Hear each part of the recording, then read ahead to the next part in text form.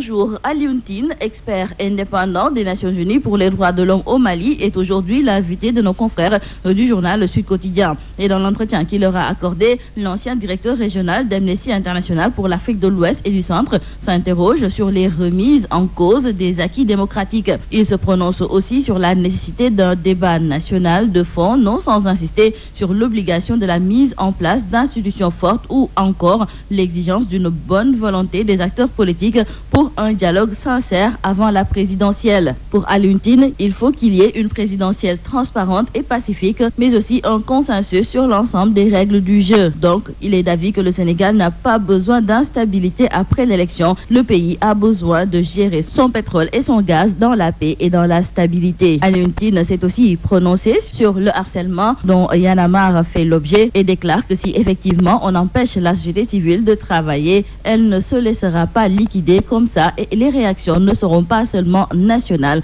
mais aussi internationales. Toujours dans ce quotidien, nos confrères reviennent sur les propos de Lamine Ba, le secrétaire général du parti Rewmi et ancien vice-président de l'Internationale libérale. Ce dernier a dénoncé le soutien apporté par le président ivoirien à la candidature du président Sall lors de son congrès d'investiture. Lamine Ba était l'invité de l'émission Objection sur Sud FM et il a souligné que ce soutien apporté au candidat Macky Sall viole les textes de l'Internationale libérale. Il a aussi accusé le chef de l'État ivoirien de poignarder dans le dos ses frères libéraux qui ont tout fait pour lui. Poursuivant sa dénonciation contre ce soutien du président Ouattara à son homologue Sall, l'ancien chargé des relations internationales du PDS de rappeler que c'est lui-même qui avait déposé son dossier à l'Internationale libérale en 2003 quand il se battait contre le Parti socialiste de Gbagbo. Et Maître Abdoulaye Wade l'avait beaucoup aidé. Et justement, à propos de l'investiture du candidat Macky Sall, nos confrères du quotidien LAS nous en parlent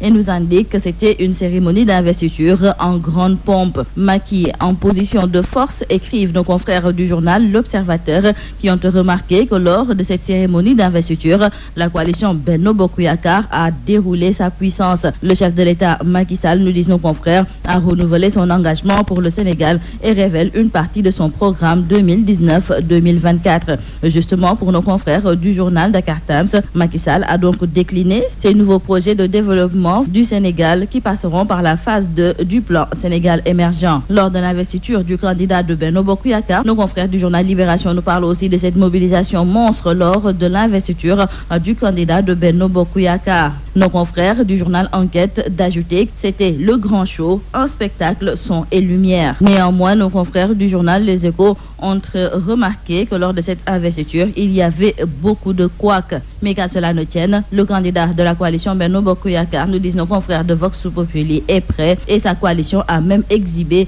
plus de 2 millions de parrains. Quant à Bougane Gueye Dany, nos confrères du journal La Tribune nous indiquent qu'il dispose de 794 881 signatures déjà récoltées pour le parrainage. Bougane, nous disent nos confrères du journal La Tribune, a été investi ce week-end par le mouvement Gëm Sa Bopp à la présidentielle 2019. Cependant, nos confrères du journal 24 heures trouvent que la candidature de Bougane est une candidature qui dérange. C'est aujourd'hui que démarre la campagne de commercialisation de l'arachide et à cet effet, nos confrères du journal Le Rewmi Quotidien se sont entretenus avec Pape Dian, le directeur général de la Sonacos. Il a fait savoir à nos confrères que cette année, l'objectif de la Sonacos est d'acheter 200 000 tonnes et pour cela, ils ont déjà un financement de la Banque islamique à travers sa filiale commerciale à hauteur de 60 millions de dollars. Cette somme, c'est juste pour le démarrage de la campagne et après, d'autres financements seront trouvés pour pouvoir collecter les 200 000 tonnes. Dans le quotidien Le Témoin, nos confrères nous parlent des travailleurs de la compagnie sucrière sénégalaise qui étaient